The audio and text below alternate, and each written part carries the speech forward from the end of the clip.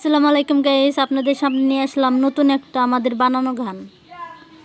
সখী গো ও আমি কেমনে জ্বালা সই, এক জাতের ছাগল আছে পাশের বাড়ি যায়, আরে এক জাতের ছাগল আছে পাশের বাড়ি যায়, সেই বাড়ি সিম গাছ খেয়ে ভেজাল লাগাই। সখী গো ও আমি কেমনে জ্বালা সই, যেই নারী ছাগল পালে সেই আসল পাগল, আর যেই নারী ছাগল পালে সেই আসল পাগল।